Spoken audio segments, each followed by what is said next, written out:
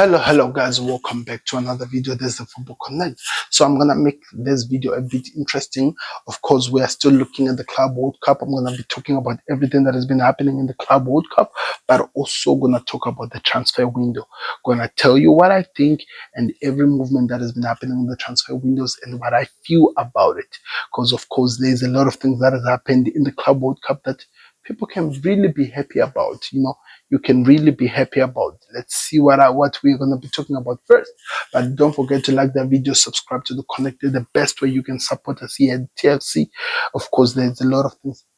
TFC. Oh, interesting. At TFC. And there's a lot of things that are going to be happening when it comes to transfers. I'm going to be only analyzing the done deals and maybe the rumors to be done deals at the moment, because there's less of the done deals at the end of the video. So you can just skip to the end if you're interested in that.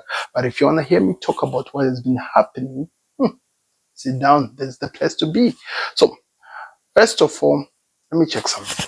Sorry for that. First of all, the most important thing, teams in Europe, how have they been performing when it comes to all the games that have been played and everything that is happening? I'm going to be covering that because I've not been doing this for some time now. So, the most important thing, Inter Miami, we did talk about it, they won, but Atletico Madrid beat a team by 3-1. PSG lost to a team called Botafogo. I did not even know that again happened. And the manager of PSG actually said this was his hardest game that he has ever played. Benfica beat a team by 6-0. They did not even show any mercy. Flamengo showed Chelsea that we can play ball differently and we don't care about you covering space. We just want to get the ball at the back of the net. And they did so. And Jackson had should I call it a Brentford moment, which gave him a red card and actually costed the team any comeback that they ever hoped that they could. Then, of course, the LFC, that's Los Angeles LFC, were beaten by a team called ES Tunis. Then Bayern Munich beat Boca Juniors, the first team to beat a South American team from Europe. That means a lot for the Europeans who say that our teams are better. And Bayern are really brutal at the moment, the way they're actually approaching this tournament, which is exciting. That's what we want to see. Mamelodi Sundowns lost the game but won the world's hearts in terms of how they performed, the heart that they gave, in the way the exciting football was, and how the world has been talking about them after the game. It was exciting. The game finished Mamelodi Sundowns 3, then Borussia Dortmund 4.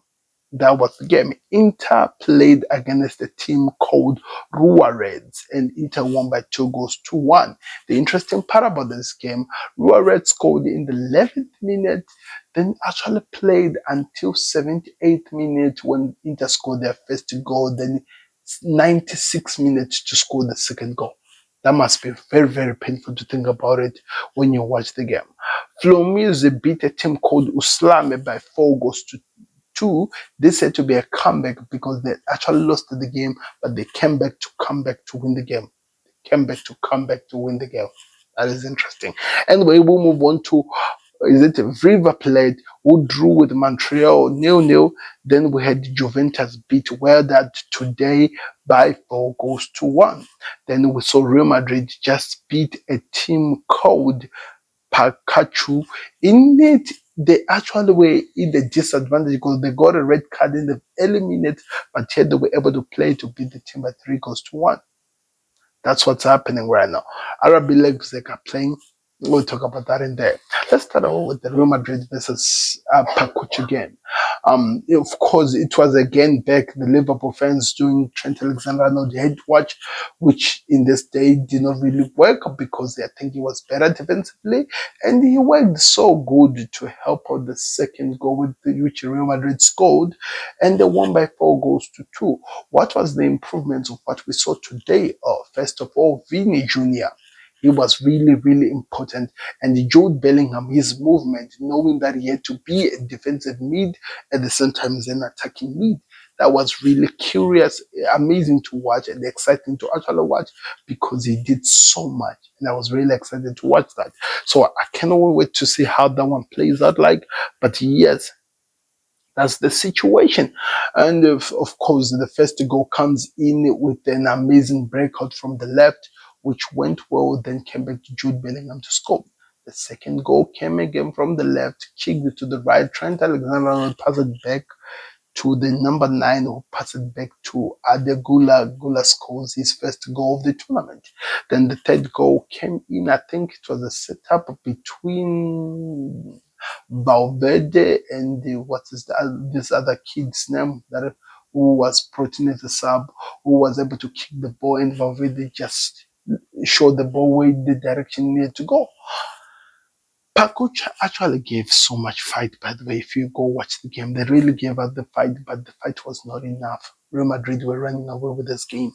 Then we move on to Juventus where that played so well. In the first half, I think it finished 2-1, where that there was a moment when it came, looked like they were actually going to come back in the game.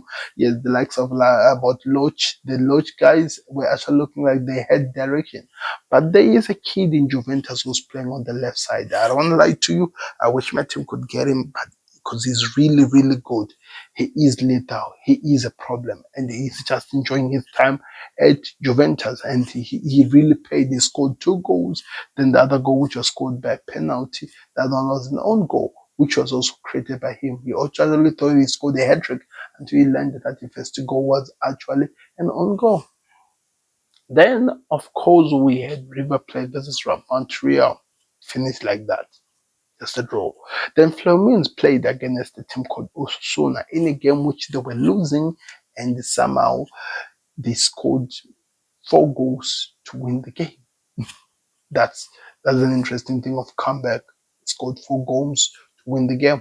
One of the goals was actually amazing, by the way. It was scored from the acute angle. It went in. That is by Flamings, not Flamingo. Anyway, or not by Flamings. So Inter played against a team called Rua Red in a game that they almost lost, but came back, and the final goal actually gives more in terms of history, because the player who scored was coming from an ACL injury, and scoring that goal, there's nothing that screams confidence and excitement than scoring the final winning goal when you've been out for some time because of an ACL injury. Think about it, people. Mamelodi Sundowns versus Dortmund. This game was one of the best I've ever seen, because Mamelodi Sundowns showed something that we had not seen for some time, which is a heart fighting of a team that understands what they need to offer and what they need to do. I was excited, especially their first goal that they scored. It was amazing the way they just broke out and went to score in. But Dortmund were able to calm down and actually do what they do best. They scored the first goal, Jobe Bellingham scored the second goal, assisted the third, and then they finish it up with the fourth. Then Mamelodi Sundowns scored an amazing free kick, which ended up into the back of the net. Then the other goal, which was scored, and it was very close. If the time did not come to an end, they could have actually launched an amazing and a well being remembered comeback in the world of football. Knowing that these guys have literally won the world's heart, there is so much you can talk about Mamelodi Sundowns. I know them because they're very close to them. I follow them and I understand how this team is. It's actually one of the most dominant teams in Africa, by the way. And they're showing it, even though it's not enough, they are showing that there's something amazing to show to the world. Then Boca Junior, the first Brazilian team to lose to a European team. They lost to Bayern Munich, who, by the way, have been amazing. They are the only team who looks like they've been on rest. Oh, I forgot the German league ends earlier before this thing. So they've actually rested, but they're playing so well. LFC, Los Angeles FC, is a confusing team. They lost to a team that I never thought that they would lose, but they did lose, and we move on like that. Then Flamingo versus Chelsea. First of all, an amazing goal which was scored, by the way, by Pedro Nato, an early goal, breakout, moved alone, one-on-one with the goalkeeper, scored an amazing goal. Then now it was Flamingo all over the first half, finished 1-0 to Chelsea. Second half, it was a different game. The way Chelsea were destroyed, dismantled, outplayed, outworked, outfight by a team that was not even caring which position that they were. They were just making sure that they allow their quality and their mind management to work for them. But the way this team has been doing some amazing stuff, they've not lost so many goal games this season because they're that good. They're really that good. And the Benfica played against a team called Atlas. It had to be stopped because of the situations of the rains and the thunder, but they came back to beat the team 5-0 in the second half, which in end ended up to be 6-0. Di Maria scored so many goals, but they're still all penalties, which is funny. PSG played against Botafogo in a game that they lost. Then Atletico Madrid beat a team called Settlemande.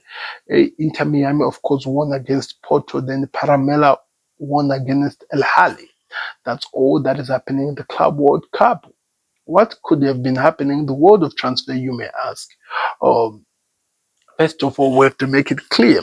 Fabrizio Ramon has now confirmed that there is no way Chelsea are going to be moving on for Mike Munoz. I think that's how you call him, the Inter goalkeeper, the AC Milan goalkeeper, because of the situation. They just needed him before going to the Club World Cup, but the team refused, and they've moved on from that. Nothing seems like it's going to actually start.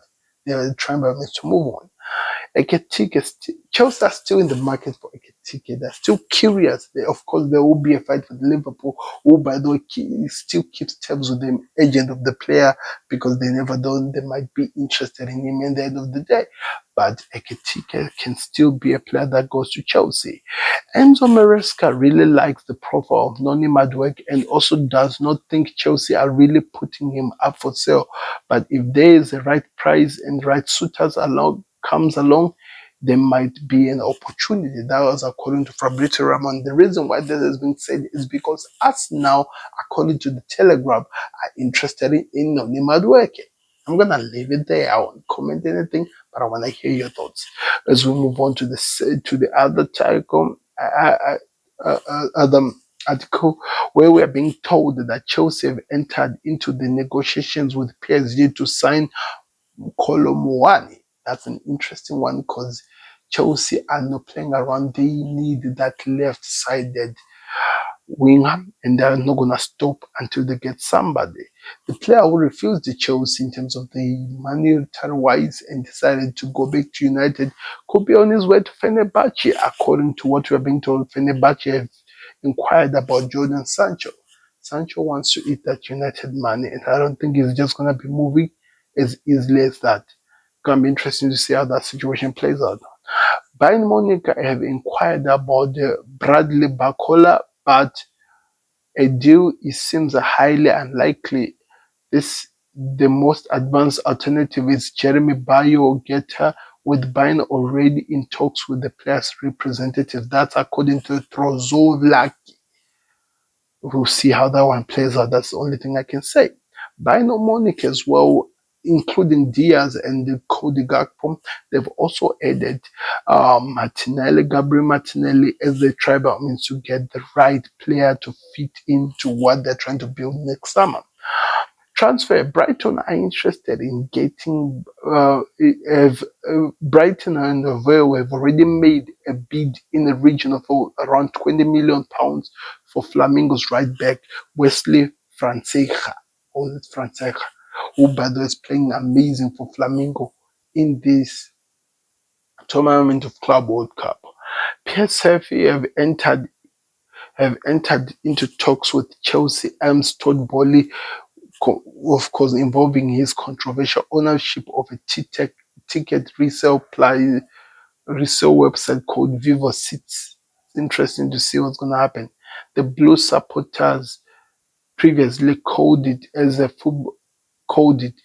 on to the Football Authority to look into the third-party platform, which was being panned by critics as the tickets can be resold for a price far higher than the face value. So Todd Boehly has been playing gamble with the company which has been buying players, and Chelsea fans called it out. So it's going to be interesting to see how that one plays out like, but I'm excited. Let me know your thoughts in the comment section. Where are you watching us from? And I will be in the comment section to hear your thoughts and what you guys are feeling as we move on to the new season and everything we are working on. I'm just checking it to check if I've forgotten anything for you. Then it looks like I haven't, because I've covered everything that I need to. So guys, don't forget to click the like button. Don't forget to subscribe. I'm gonna be here. I'm excited to hear your thoughts in the comment section. I'll check out what your thoughts are, and I want to hear your thoughts in the comment section on what you're thinking. If you're a Liverpool fan, I would advise you go check out the Football Connect LFC. Of course, there will be Liverpool content on the Football Connect, but not as likely as I would do on the Football Connect LFC. So go check it out to be kept updated daily over anything that is happening concerning Liverpool. Like that video if you are still with me. Subscribe to Connect. I'll see you on another way out. Peace. Subscribe to the Connect.